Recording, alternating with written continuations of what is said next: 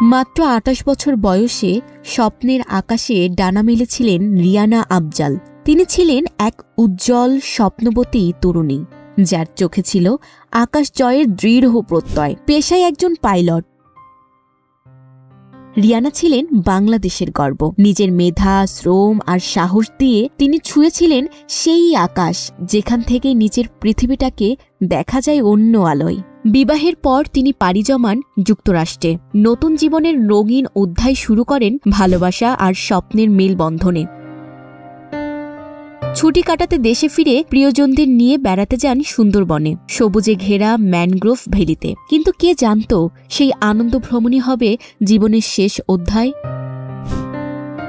পরিবার সহ ১৩ জনের একটি নৌকায় ছিলেন রিয়ানা। হঠাৎ এক দ্রুতগামী বোটের ঢেউ এসে উল্টে দেয় তাদের ছোট্ট নৌকাটি। পরিবারের অন্যরা সাঁতরে তীরে উঠলেও নদীর প্রবল স্রোতে হারিয়ে যান রিয়ানা। দুদিন পর ভেসে ওঠে তার নিষ্প্রাণ দেহ, নিভে যায় এক উজ্জ্বল প্রাণের আলো।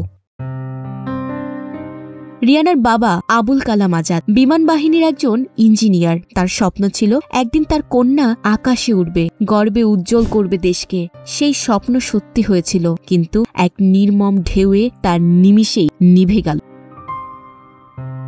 রিয়ানা আফজাল শুধু একজন পাইলট ছিলেন না, তিনি ছিলেন এক প্রজন্মের অনুপ্রেরণা, এক স্বপ্নের প্রতীক। তার গল্প আজও শেখায় মানুষ আকাশ ছুঁয়েও মাটির কাছেই ফিরে আসে, ভালোবাসায়, স্মৃতিতে আর অমোঘ বেদনা। Desk report, news flash 71।